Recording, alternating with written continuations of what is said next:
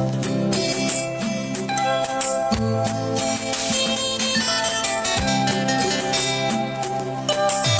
va voir qui est à l'intérieur. Quel auteur on vient voir aujourd'hui? Équipe Seguima à Zangba.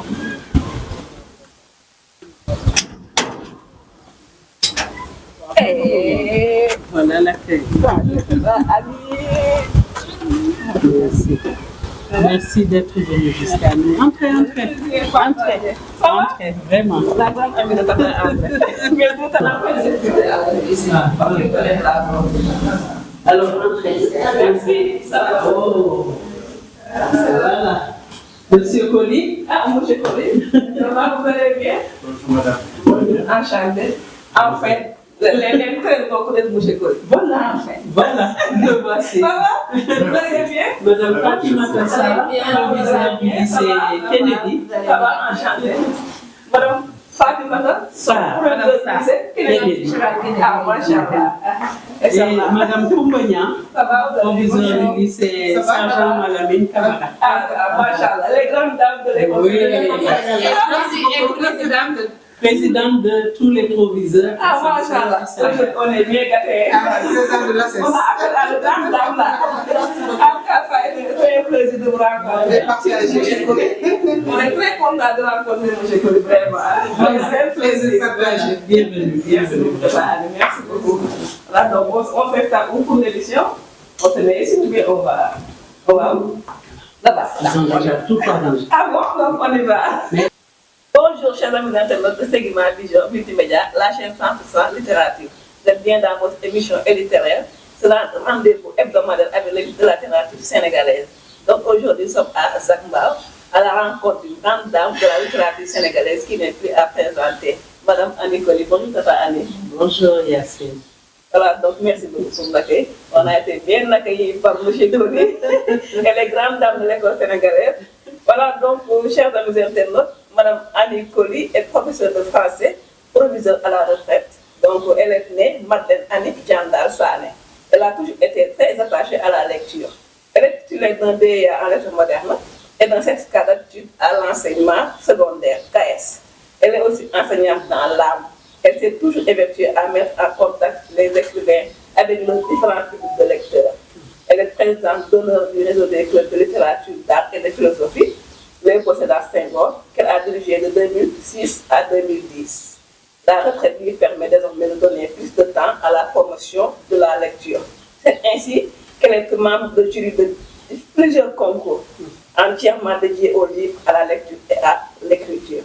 Chers amis internautes, retenez que cette grande dame est aussi chevalier dans l'ordre des palmes académiques de la République française par décret du 26 février 2009. Elle a aussi reçu un hommage de la part du ministère sénégalais de la Culture lors du premier salon national du livre à Saint-Louis. Quel parcours! Est-ce que vous avez quelque chose à ajouter à ce beau parcours? À ce beau parcours, j'ajouterai un seul fait. Que si je suis enseignante, c'est la faute au livre. La faute au livre. On va dire c'est la faute au livre grâce au livre.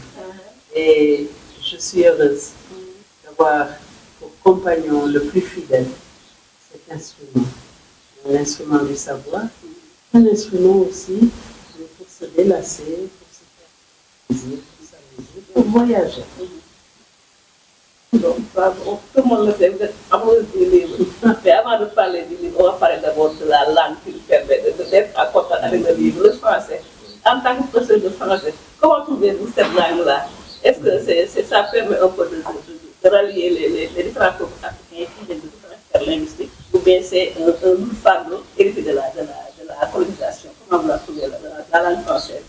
Alors, les avis sont partagés à propos de la langue française au Sénégal. Et dans notre association sénégalaise des professeurs, nous nous sommes toujours évertués à faire le point sur les avancées de cette langue, sur l'acceptation de la langue et sur son utilisation. C'est la langue du Sénégal, c'est la langue administrative. C'est un choix que nous avons fait pour faire face au monde. Face au monde, face aux autres langues comme l'anglais, comme l'espagnol, comme le français. nous nous sommes rendus compte que même au Sénégal, le français était une langue fédératrice. Pendant longtemps, quand des ethnies différentes se rencontraient et que les unes ne comprenaient pas la langue des autres, était là. Le français était là pour permettre d'échanger plus profondément. Et c'est quand vous allez en Casamance, vous voyez qu'il y a une majorité de personnes de mon âge qui manient parfaitement le français. C'est des Peuls, c'est des Mandjaks, c'est des Diola, c'est des Socé, pour dire manding. Et heureusement que cette langue est là. On se rend compte de son utilité quand on sort du Sénégal. On sort du Sénégal, on se retrouve dans un pays dont on ne comprend pas les langues vernaculaires, et on est heureux de pouvoir partager en français. Et ceux qui nous reçoivent, nos hôtes, eux aussi sont parfaitement heureux d'avoir cette culture. Voilà à quoi sert la langue. C'est notre langue, on en fait ce qu'on veut, on communique avec, on lui tord le cou comme on veut, et puis voilà. Elle nous appartient. Elle nous appartient. Et puis on a remarqué que rares sont les Sénégalais qui parlent le Wolof sans introduire des mots français. Mon Dieu, il n'y a plus de Wolof pur. Il y a le Wolof français ou bien le franc Wolof. Et ça donne des cheveux blancs à Massamba Gueye et à Mak Kodoufa. Les Wolof authentiques. Et maintenant, que dire de l'introduction des langues nationales dans l'éducation? Alors, à côté du français. À côté du français, l'introduction des langues nationales est une excellente. Ça fait peur parce que cela induit des changements. Changements qui vont coûter très cher. Pas qu'on se fasse l'illusion. Et ça ne se fera pas du jour au lendemain. Il nous faut peut-être prévoir 10 années d'expérimentation. Au bout de ces 10 années, nous atteindrons sûrement la vitesse de croisière si nous avons tenu bon. Les politiques devront s'évertuer à faire en sorte qu'il en soit ainsi. Voyez-vous la langue française elle-même, telle qu'elle est parlée? Ce n'est pas la langue française de toute la France. La France est divisée en plusieurs régions et c'est le français de l'île de France, le français de Paris, que les politiques ont imposé à tous les autres Français. Jusqu'à présent, toutes les autres régions sont en train de se battre pour garder leur langue. Et il y a des livres, il y a des bandes dessinées, il y a des films qui se font dans ces langues-là. Et c'est le français, l'île de France qui a été imposé. Quand on veut imposer une langue, je suppose que ce sera un jour le Wolof qui s'est déjà imposé par d'autres chemins. Le Wolof, c'est la langue des belles dames sénégalaises avec les boubous, avec les foulards bien noués. Ce foulard n'est pas le foulard de la Diola, c'est pas celui de la Sénégal. C'est avec plaisir qu'on veut adopter cette façon de s'habiller. C'est la langue de la cuisine. C'est la langue de Youssou Ndour, de sa musique. Vous vous rendez compte?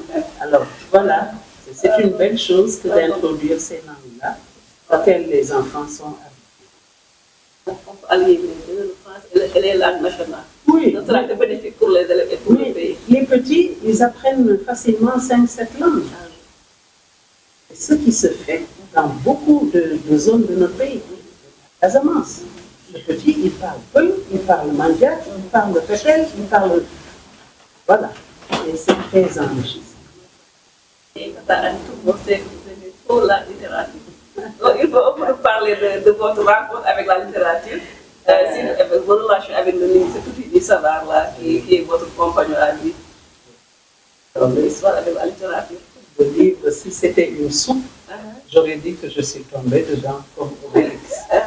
Obélix, un personnage de bande dessinée que j'adore. Depuis toute petite, je lisais Obélix et je le dessinais à la perfection. Et voyez-vous, ce sont mes compagnons. Ça, c'est votre préférence là. Ce sont mes compagnons. Alors, vous voyez, aujourd'hui, vous avez touché tout qu'on fait. Le livre de Massamba Gueye. Docteur Massamba Gueye. Et ce livre est accompagné d'un CD qui nous permet d'entendre les textes qu'il nous dit. Vous savez, Massamba, c'est vraiment un savant de la langue wolof, Ah oui. savoureuse. Alors, ça, c'est Massamba Gueye. Nous avons Marouba Fall, avec son dernier, Complainte du manguier. Voyez-vous? Complainte du manguier, que je n'ai pas fini de lire. Alors, bon, je connais le style de Marouba, on ne s'ennuie pas avec lui. Il donne son avis sur la marche du monde. De temps en temps, pour prier ma Vierge Marie, bien sûr, j'ai le Magnificat, bien sûr, la Bible. Hein? Hein? Notre-Dame du Fiat et du Magnificat. Et du Magnificat, Ok. qui est d'une grande amie à moi, très tournée vers le spiritualisme, c'est Johanna Françoise Basset. Et j'ai une ancienne élève qui a commis un livre il n'y a pas longtemps, ça s'appelle Premier pas. Premier pas. Elle, Soukaina Khan, l'a publié cette année. Elle vit aux États-Unis et elle a une très belle plume de poète. Et nous nous retrouvons un peu dans nos textes. Parfois, pour connaître la marche du monde, vous allez voir d'autres livres. Elles étaient là, les pionnières de la santé. Si vous voulez savoir quelles sont les premières femmes qui sont médecins, qui ont été médecins, qui ont suivi l'école de médecine, d'abord l'école des sages-femmes. On croyait que les femmes n'étaient pas assez intelligentes. Voilà. Là, vous voyez par exemple Yoro Ndiaye. On vous dit en quelle année elle a eu ses diplômes et tout ça, comment ça s'est passé, la Marie-Thérèse Basse. Donc, elles étaient là, les pionnières de la santé. Vos lectures du moment là. Mes lectures du moment, elles sont là. En tout cas. C'est très riche. Et vous faites bien de le dire parce que ce sont des lectures que je mène de front. Quand j'ai envie de me délasser, j'ai un livre de contes que je lis à mes petits-enfants en même temps. Ils aiment bien lire autour de moi. Quand je veux aller plus loin, je vais vers les lectures plus difficiles. Il y en a qui sont plus compliquées que celles-là. Quand je veux rire aussi, je sais. Comment vous êtes venu cet amour des livres-là? Alors, ça a été favorisé par un environnement qui a été cultivé par mon père. Mon papa est médecin vétérinaire, parmi les premiers de sa famille et de son village. Et il avait vu en moi cette graine de curiosité qui pourrait me mener assez loin dans mes études. Toute petite déjà, sa manière à lui de me féliciter quand j'avais bien travaillé à l'école, c'était de m'emmener dans une librairie. Le plus souvent, c'était Claire Afrique à l'époque. Il y en avait peut-être deux, je crois, quand j'étais petite. Et puis, il mettait les mains au dos comme ça. Ah, mais quand il me disait, choisis, papa, je me mettais devant les rayons, je prenais des collections. Il ne me disait jamais arrête. Ah bon? Je prenais des collections. Les malheurs de Sophie, toute la collection de la comtesse de Ségur. Et Victor Hugo, c'est mon grand auteur préféré. Nos Dames de Paris. Ça, je les ai lus. Et puis Fantomètre. Puis à côté, il y avait la belle histoire de Leclerc. Tous les petits contes qu'on avait arrachés à la belle histoire de Leclerc étaient là. Appréciez-vous la littérature sénégalaise? Parce que ce qu'on a remarqué, c'est qu'on est accroché au passé. Les anciens sont toujours là. Les Maria Roba, les Anna Sofa. La jeune génération a peine encore à se faire remarquer. Et on ne peut pas toujours faire partie du passé. Et donner la chance aux jeunes écrivains.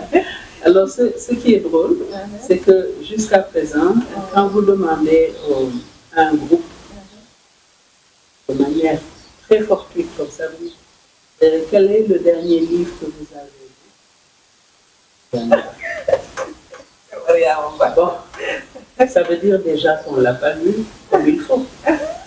Parce que si on l'avait lu, on aurait eu envie de lire d'autres auteurs sénégalais, africains, et d'autres auteurs du monde.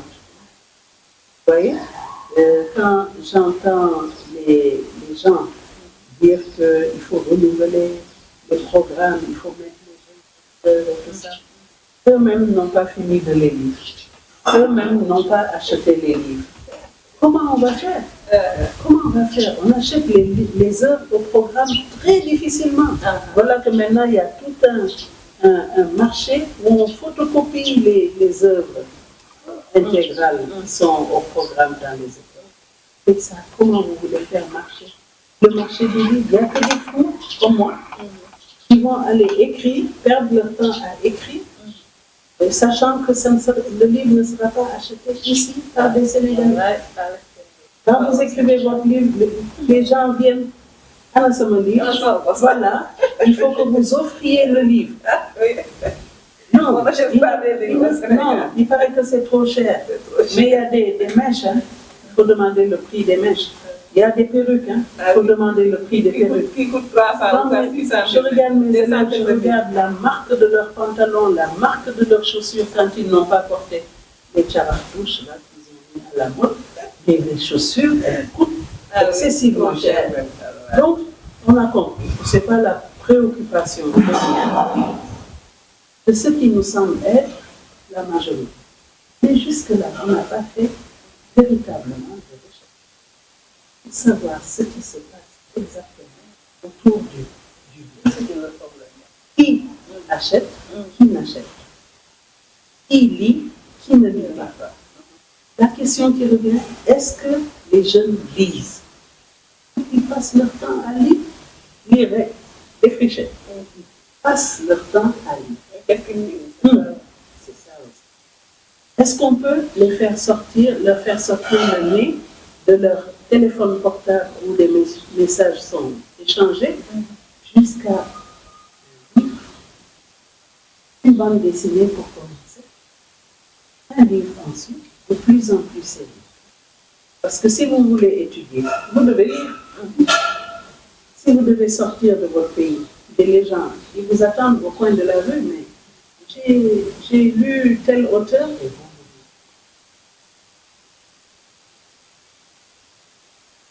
Une honte. C'est une honte, non pas pour les jeunes, mais c'est une honte pour un professeur. Voilà, c'est là où je voulais en venir. Est-ce que les profs de français jouent le rôle comme il se doit? Parce que c'est eux qui doivent motiver les élèves à lire. Il ne faut pas vous moquer de nous. Nous courons derrière la dépense quotidienne, comme tout le monde. Oui, c'est ça votre rôle, mais il faut motiver les élèves quand même. Quand nous avons bien couru et que nous nous sommes assis, quand même, nous faisons l'effort d'échanger des livres. Et les clubs de lecture, est-ce qu'ils jouent le Alors, dans toutes les écoles, il y a des clubs de lecture. Hein? Les clubs de littérature existent dans les écoles d'ailleurs. Le RESACLA organise sa à Saint-Louis, le premier week-end du mois de mai. Là, il y aura plus de 300. Et dans ces clubs-là, effectivement, donc le livre est le premier outil. Mais vous parliez aussi de club de lecture. C'est différent, un club de lecture, vous et moi, nous pouvons inclure. Nous appelons des personnes que ça intéresse. Nous leur disons, nous avons un club de lecture. La semaine prochaine, nous allons parler de tel livre. Et le club de lecture de Dakar, auquel par Marguerite Noëlla, ce club-là nous invitera à lire deux Allemands de Fanta Touré. Vous voyez, on va passer toute une après-midi ensemble. Chacune dira ce qu'elle pense de ce livre-là. Et si l'auteur est là, elle va nous dire elle-même comment elle a perçu le monde. Et les clubs de lecture, c'est très intéressant parce que c'est lire la parole aussi.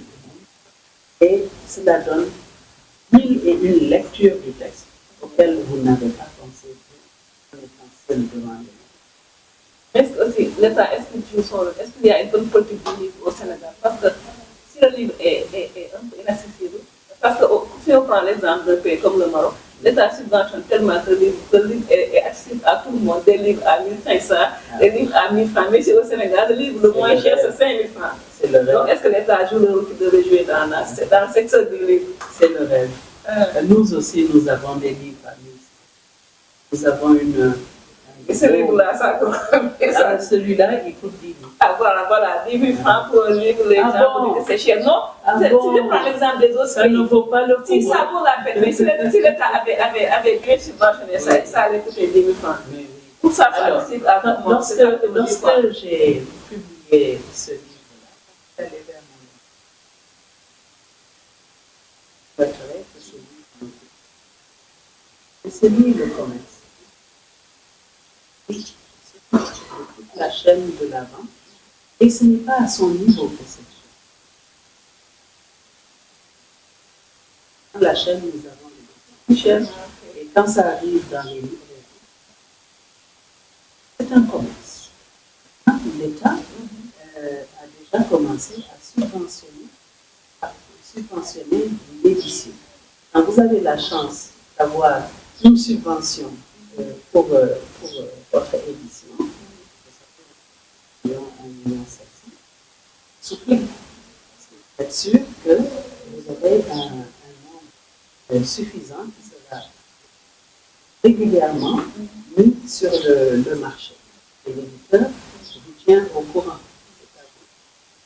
Mais je suis certaine que au contact des pays maghrébins, Maroc, Tunisie, etc., au contact de ces pays-là, nos gouvernants vont voir quel profit ils pourraient tirer en subventionnant massivement la production du livre. Parce qu'un livre à 1500, je ne dis pas qu'on va l'acheter, parce qu'il y a des habitudes qui se font, mais au moins, personne ne pourra plus dire le livre coûte trop cher, il est hors de portée. Voilà. Donc je sais que l'État arrivera à ça. Ça, c'est notre vœu le plus cher. Et c'est pour cela que dans la manifestation qui nous réunira demain, et à laquelle j'invite le public, au Sénégal, l'entrée littéraire au Sénégal organisée par l'association des éditeurs, l'association sénégalaise d'éditeurs. Pendant cette rentrée littéraire, on fera le point et de cette rentrée littéraire à celle de l'année prochaine, nous pourrons fédérer le maximum d'écrivains, d'éditeurs, de distributeurs de livres et de lecteurs pour améliorer le sort du secteur. Non, on reste toujours dans le domaine des écrivains. Parce que, comme on dit dans le jargon littéraire, il y a des écrivains qui sont engagés littéraire. Et actuellement, il y a une vague de contestation presque partout en Afrique. Donc, une seconde indépendance, entre guillemets. Et quel doit être le rôle de l'écrivain dans cette vague de contestation? L'écrivain doit être un simple spectateur, ou bien il doit mettre ça en dedans. Comme le faisait être à fond dans la lutte, quoi. Vous voyez, ce qui me fait rire, c'est qu'on demandera aux écrivains d'être forcément dans une lutte pour ou dans une lutte contre. On ne le demande pas aux footballeurs. Pourquoi on ne le demande pas à la cuisinière lambda? Nous sommes tous du peuple. Nous sommes tous du peuple. L'écrivain n'est pas tenu d'avoir à répondre à tous les rêves inassouvis des gens de son peuple. Non, il n'est pas obligé. Il n'est pas obligé d'être, entre guillemets, engagé. S'il l'est, c'est lui qui l'a choisi. Voilà. Et s'il l'est, et qu'il l'a choisi, et qu'il le fait bien, tant mieux. De toutes les façons, il sait qu'il sera toujours contesté. Alors, dans ce carcan, on va dire que l'enfant noir de Kamaralai, on l'a critiqué, il paraît qu'il n'était pas engagé. Vous êtes dans la période coloniale. Vous choisissez de raconter l'histoire de l'enfant noir et de ne parler nullement de l'existence du colon, il n'y a rien de plus engagé que ça. Ah bon, c'est engagé. Il n'y a rien de plus engagé. Okay. Il a mis le colon entre parenthèses. Okay. Et il a montré que le noir avait sa façon de vivre. Il a montré le travail de la forge. Il a montré la famille africaine avec ses valeurs. Et on va me dire que ce n'est pas un livre engagé. La critique littéraire. On est toujours critique littéraire. Dès qu'on est lecteur, on est critique. Ah, en tout cas, il a été très fustigé même à son époque. Oui, mais les gens savent bien qu'ils ont tort. Et si on sait lire entre les lignes, dans ce livre, on trouve des choses. Et il fallait écrire d'une certaine manière pour que le livre ne soit pas interdit déjà. Et puis son livre est passé. Il a ignoré royalement le colon. Et il n'a pas parlé du tout. Mais attendez, il l'a ignoré.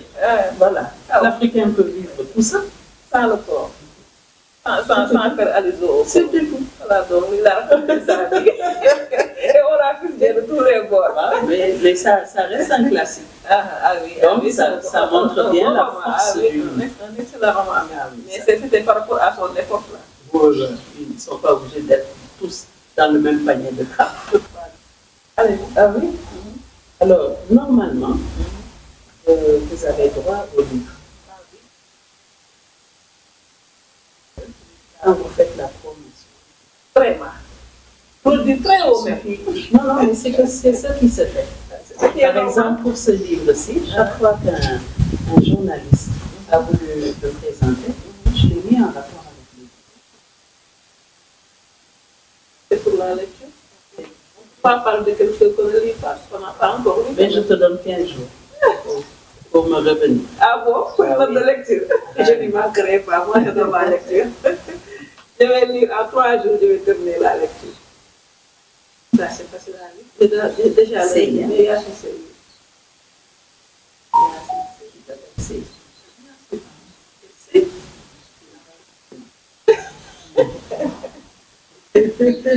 Il y a beaucoup de plus de signification. C'est comme notre famille, c'est comme mariage. Ah, c'est de ça que je parle. Ah, d'accord. Yacine mariage. Il ne faut pas que les Blancs disent Yacine mariage. C'est pas Yacine mariage. Il va donc marier, c'est ça qui mariage.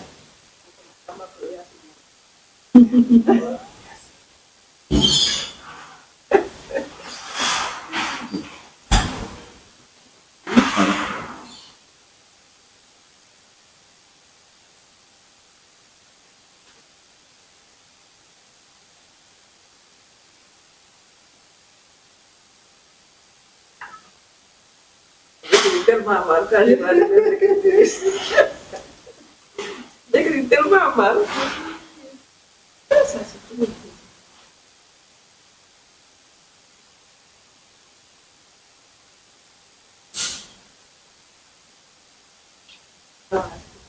Je compte ce témoignage de ma vie, compliqué, mais toujours fidèle. Voilà. Oh.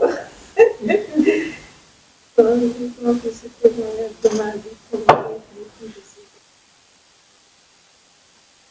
Oui, il paraît. Et ça on ne est plaît dans pas du tout. la main de Dieu, non?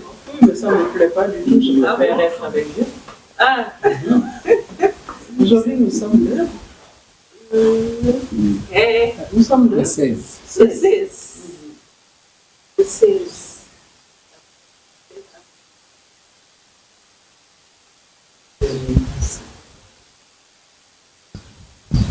On est dans la main de Dieu, on va continuer à vivre là.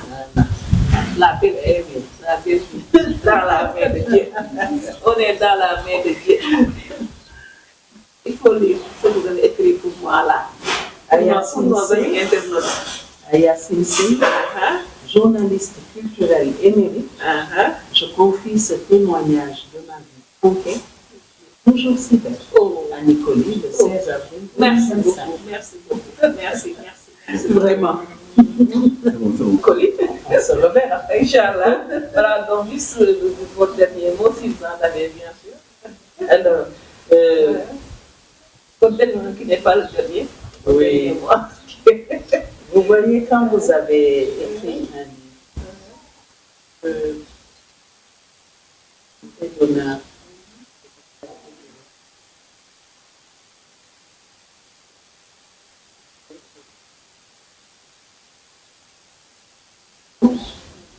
Et vous avez fait le choix d'attendre à votre manière, de votre point de vue, ce que vous avez vu, ce que vous avez entendu,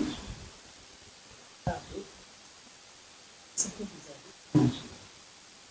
Moi, ce que je voudrais, c'est que chacun s'amuse, même si c'est pour mettre sur le marché. On verra.